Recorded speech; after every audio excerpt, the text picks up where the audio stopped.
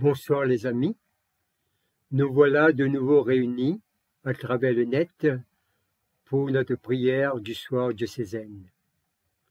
Nous sommes réunis peut-être tout heureux d'avoir eu une journée agréable ou être accablés par la douleur d'une journée de travail ou de mésaventures qui nous irritent. Quoi qu'il en soit, nous avons besoin de repos. Nous avons besoin de nous ressourcer. En ce temps précieux que notre Dieu nous donne, apprécions la douceur de sa présence.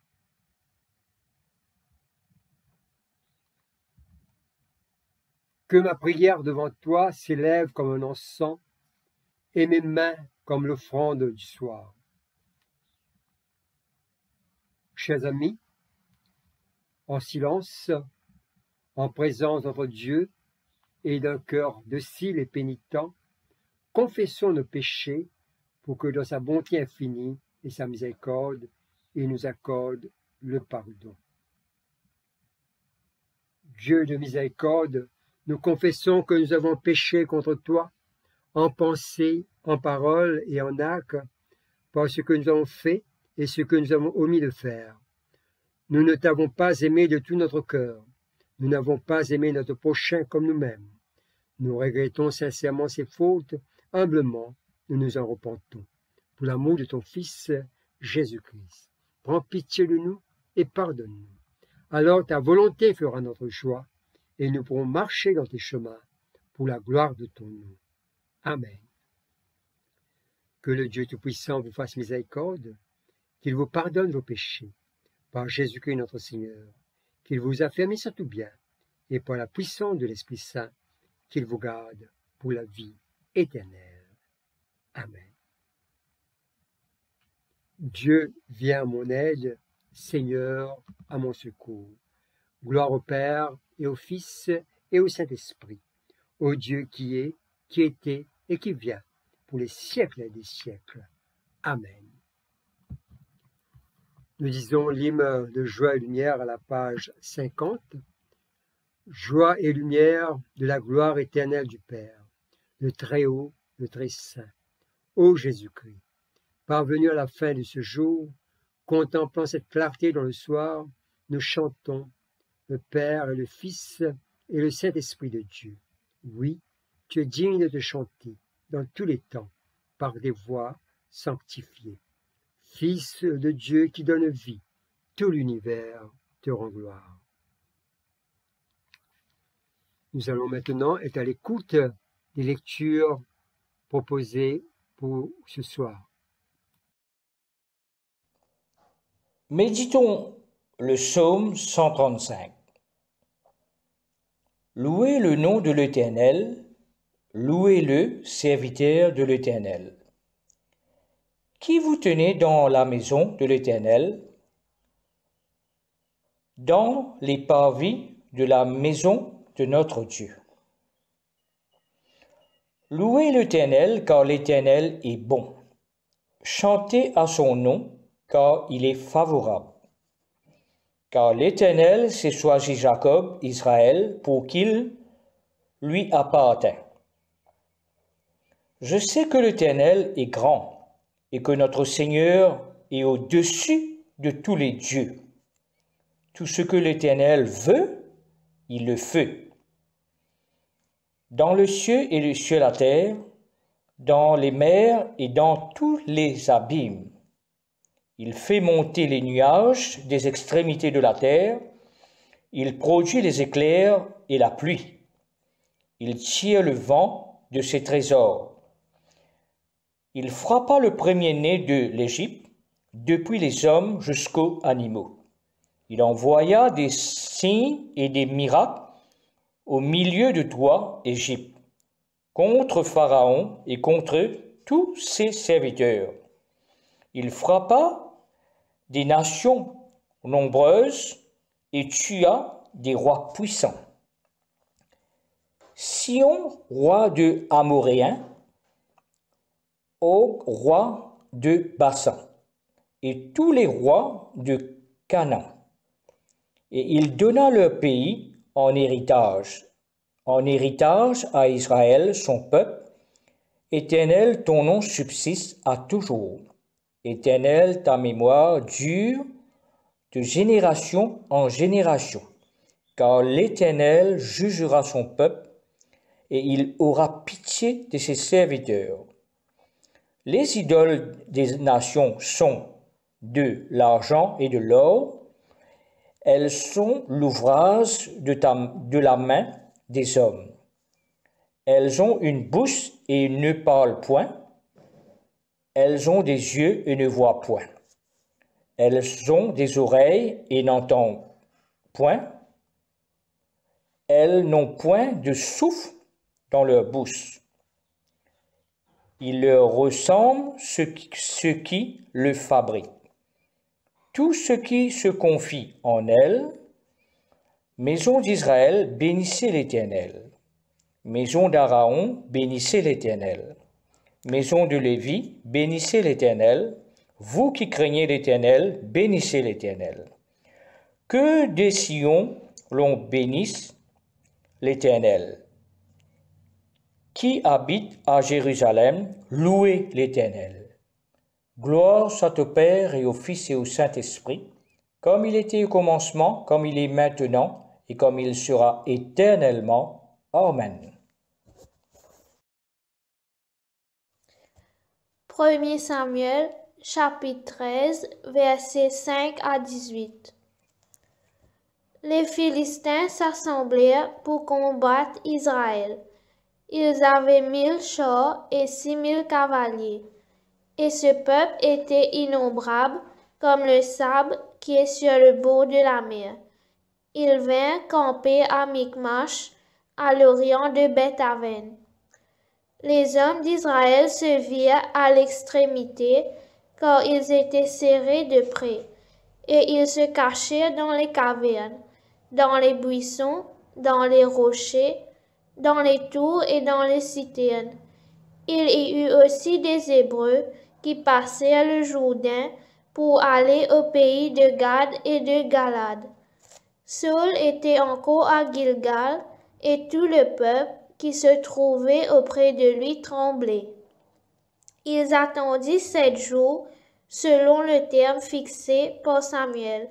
Mais Samuel n'arrivait pas à Gilgal, et le peuple se dispersait loin de Saül. Alors Saül dit, « Amenez-moi l'holocauste et les sacrifices d'action de grâce. » Et il offrit l'holocauste. Comme il achevait d'offrir l'holocauste, voici Samuel arriva, et Saül sortit au-devant de lui pour le saluer. Samuel dit, « Qu'as-tu fait? » Saül répondit, « Lorsque j'ai vu que le peuple se dispersait loin de moi, que tu n'arrivais pas au terme fixé, et que les Philistins étaient assemblés à Michmash, je me suis dit, les Philistins vont descendre contre moi à Gilgal, et je n'ai pas imploré l'Éternel. C'est alors que je me suis fait violence et que j'ai offert l'holocauste. » Samuel dit à Saül, « Tu as agi en insensé, tu n'as pas observé le commandement que l'Éternel, ton Dieu, t'avait donné. L'Éternel aurait affermi pour toujours ton règne sur Israël, et maintenant ton règne ne durera point. L'Éternel s'est choisi un homme selon son cœur, et l'Éternel l'a destiné à être le chef de son peuple, parce que tu n'as pas observé ce que l'Éternel t'avait commandé. » Puis Samuel se leva et monta de Gilgal à Gibéa de Benjamin. Saül fit la revue du peuple qui se trouvait avec lui. Il y avait environ 600 hommes. Saül, son fils Jonathan, et le peuple qui se trouvait avec eux avaient pris position à Géba de Benjamin, et les Philistins campaient à Michmash. Il sortit du camp des Philistins 3 cours pour ravager. L'un prit le chemin d'Ephra vers le pays de Shoal, l'autre prit le chemin de Beth-Horon, et le troisième prit le chemin de la frontière, qui regarde la vallée de Tchéboïm du côté du désert. Parole du Seigneur. Nous rendons grâce à Dieu. Matthieu chapitre 22, versets 1 à 14. Jésus prenant la parole, leur parla de nouveau en parabole et il dit: Le royaume de cieux est semblable à un roi qui fit de noces pour son fils. Il envoya ses serviteurs appeler ceux qui étaient invités aux noces, mais ils ne voulaient pas venir. Il voya encore d'autres serviteurs en disant: Dis aux convives, voici j'ai préparé mon festin, mes bœufs et mes bêtes, grâce à son tué, tout est prêt, venez aux noces. Mais sans inquiéter de l'invitation, il s'en alla. Celui-ci a son sang, celui-là a son trafic. Et les autres se saisirent des serviteurs, les outrages et les tueurs. Le roi fut irrité. Il envoya ses troupes et périrent ses meurtriers et brûla leur ville. Alors il dit à ses serviteurs: Les noces sont prêtes, mais les convives n'en étaient pas dignes. Allez donc dans les carrefours et appelez aux noces tout ce que vous trouverez. Ses serviteurs allaient dans les chemins rassembler tout ce qu'ils trouvaient méchant et bon, et la salle de noces fut pleine de convives.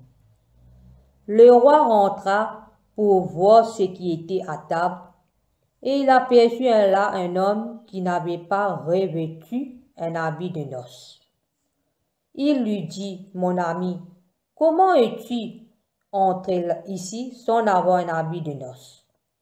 Cet homme eut la bouche fermée. Alors le roi dit aux serviteurs: Liez lui les pieds et les mains et jetez-le dans les ténèbres du dehors où il y aura des pleurs et des grincements de dents. Quand il y a beaucoup d'appels mais peu de lits. Parole du Seigneur.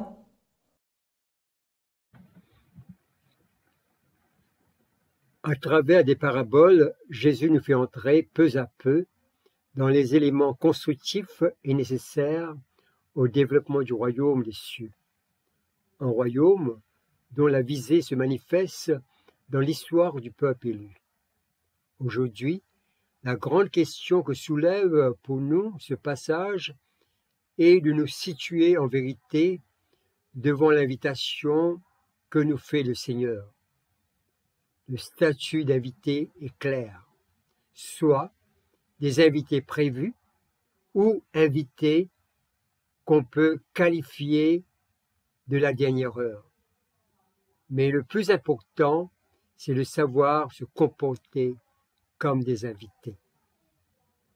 Le texte de l'évangéliste Matthieu nous montre deux paraboles.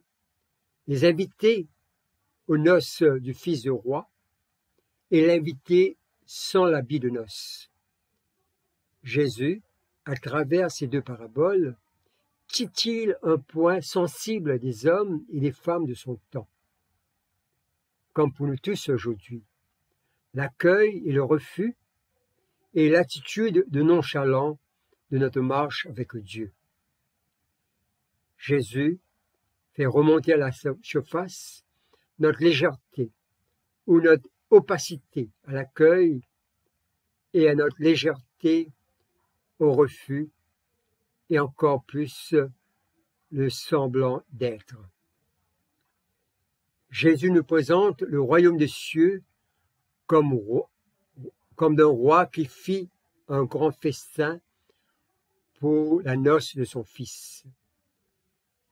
Les Écritures depuis l'Ancien Testament font souvent allusion à des noces pour exprimer les relations de Dieu avec la communauté de l'Alliance. Peut-être nous avons encore en mémoire les fêtes de mariage dans le temps, où l'ensemble de la grande famille et la communauté étaient conviés. Aujourd'hui, c'est un casse-tête pour faire les tris. Qui seront invités? Car tout est coûteux. Dans la parabole, nous voyons que les invités furent limités. En termes bibliques, c'est le peuple élu en priorité. Contrairement à notre temps, le RSVP sur les cartes d'invitation n'était pas d'actualité. Donc, l'hôte a mis en œuvre tout le nécessaire pour recevoir l'ensemble de ses invités. Nous pouvons imaginer l'hôte qui devait surpasser ou même comprimer sa joie d'hôte pour relancer l'invitation d'une façon suppliante. Et là, nous voyons une démarche différente. Un horizon nouveau s'ouvre pour l'humanité entière. Le royaume de Dieu est accessible à tous, les ouvriers de la première heure, tout comme ceux de la 11e heure. Une chose est claire, dans la parabole à l'image de Dieu, ne laissera pas se perdre le festin qu'il a préparé pour ses chers invités, pour son peuple. Ainsi, ni le mépris, ni la force ne feront échec au plan de Dieu. Si les premiers appelés, Israël,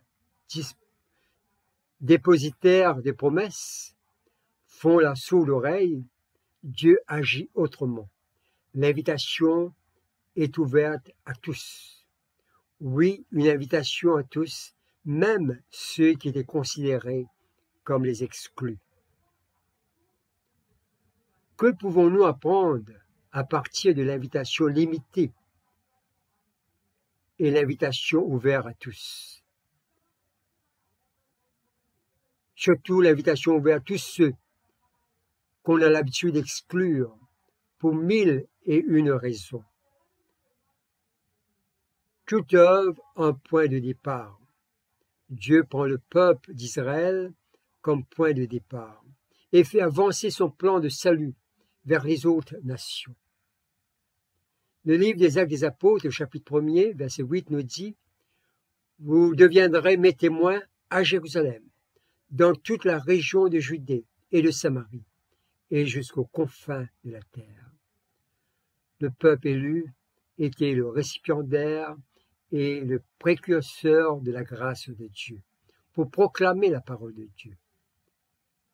Tout comme les chrétiens d'hier et d'aujourd'hui, notre tâche est de semer la parole de Dieu, et surtout de faire attention à ne pas nous cantonner à la liste d'invitations limitée au temps primaire, mais de s'engager à élargir l'espace de l'attente tout en consolidant les attaches. La parabole rappelle la gravité de l'enjeu et l'importance d'une réponse généreuse à l'invitation du Seigneur. À tout âge, on peut être tenté de louvoyer devant l'appel. L'un s'en va à son champ, à son loisir, à son sport, l'autre à son commerce, à son métier, à ses études. Toutes choses valables, certes, mais que faisons-nous? Car nous passons beaucoup de temps à soit accepter ou à éviter les invitations.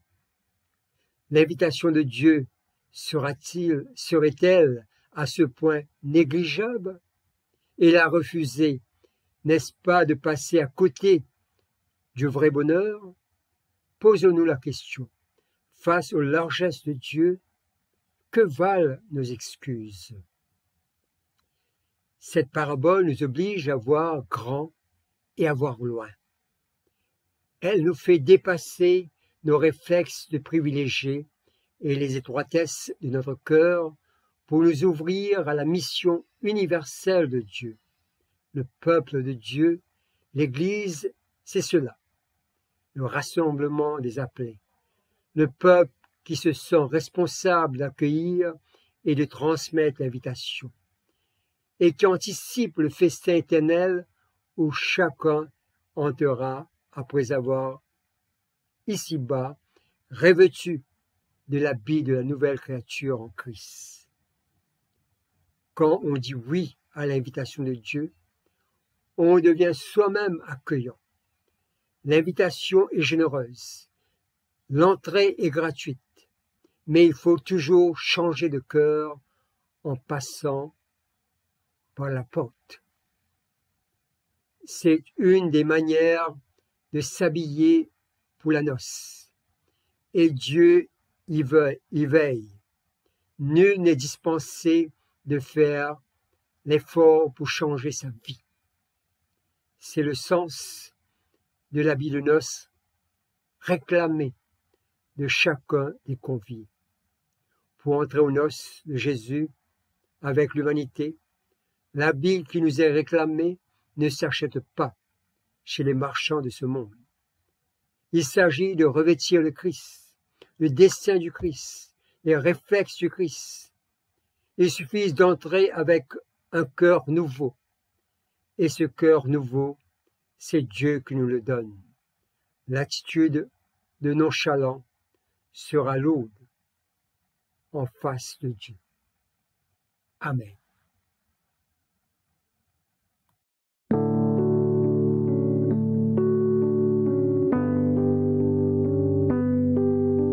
Sweet, sweet love of God, we revere your firelight heart.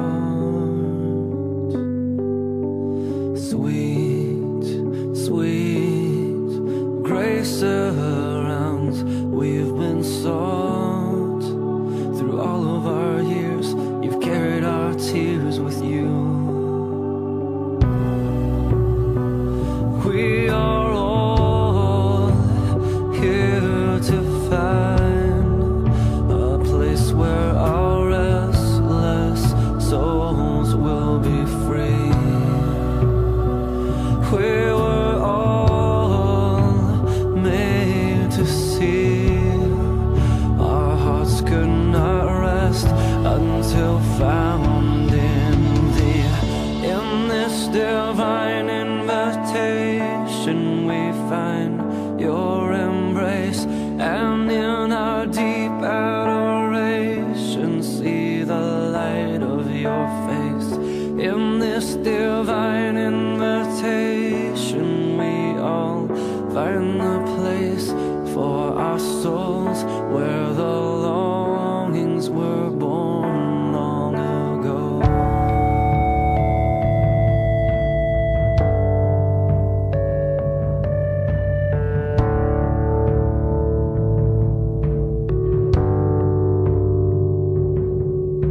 Sweet, sweet Savior, come near us now into the depths of our hearts.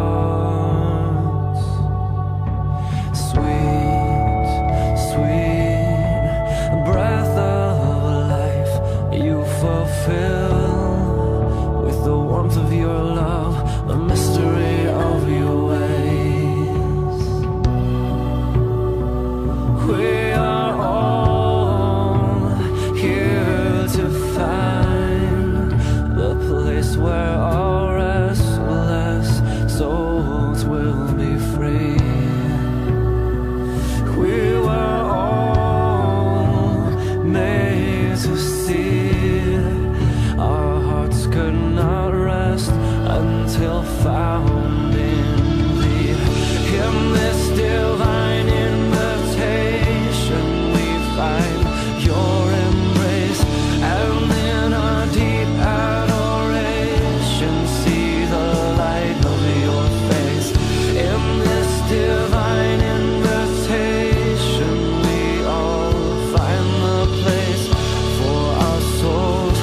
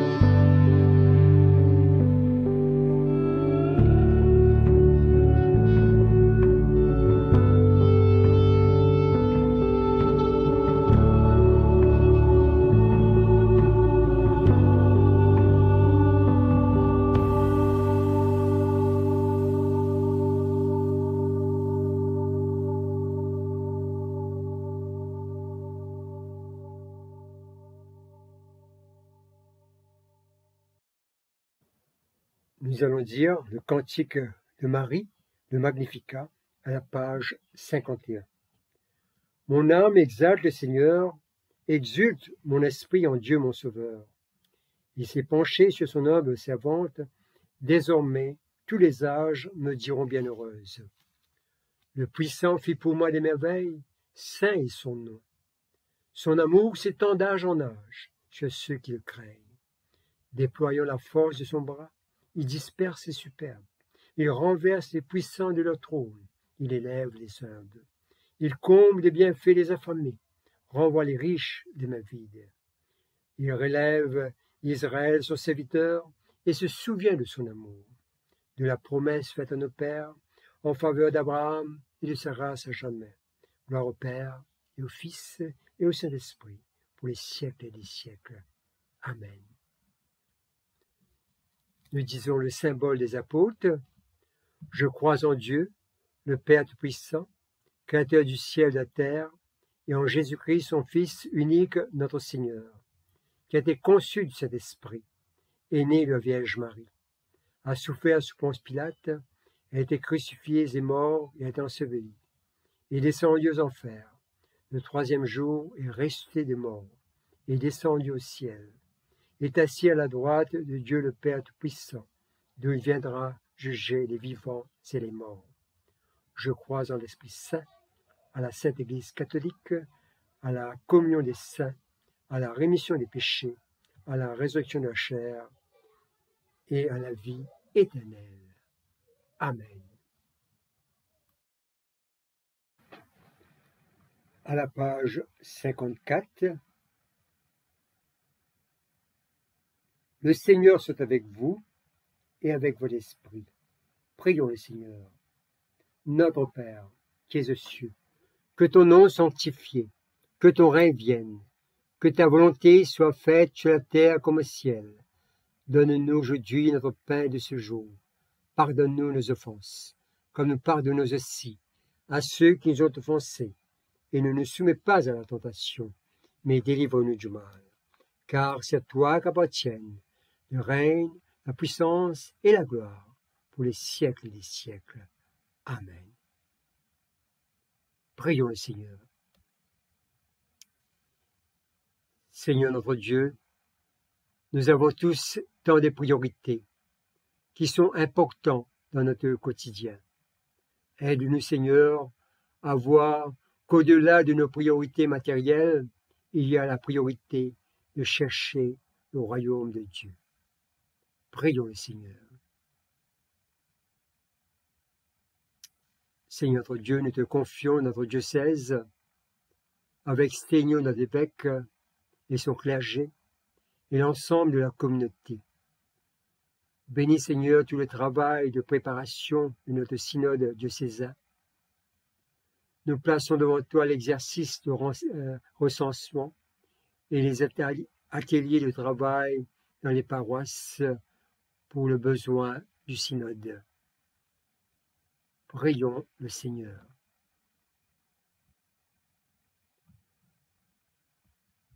Seigneur notre Dieu, nous te prions pour le monde et ses dirigeants.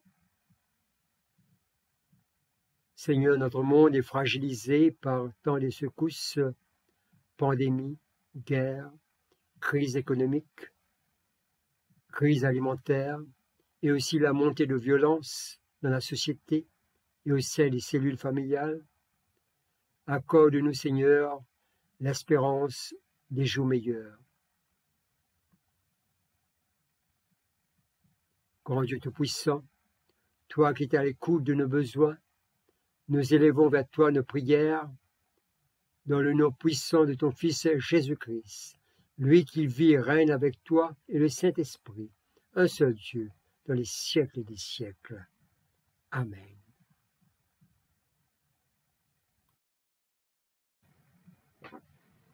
La collecte pour la paix, ô Dieu, qui nous fait désirer ce qui est saint, choisir ce qui est juste et accomplir ce qui est bon.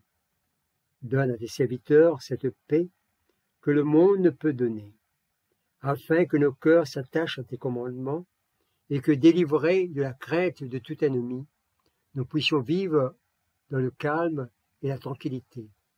Par Jésus le Christ, notre Seigneur. Amen.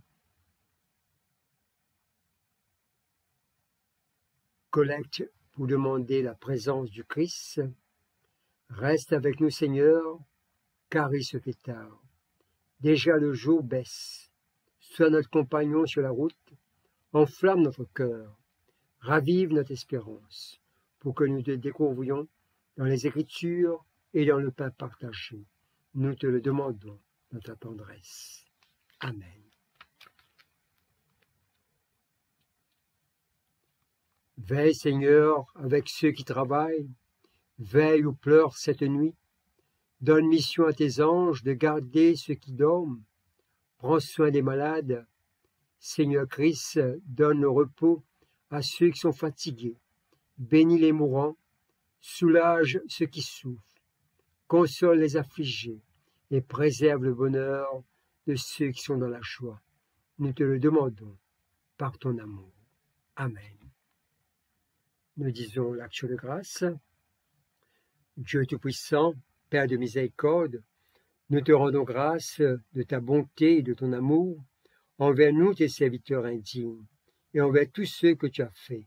Nous te bénissons parce que tu as créé, tu nous protèges, et tu nous combles des bienfaits de cette vie.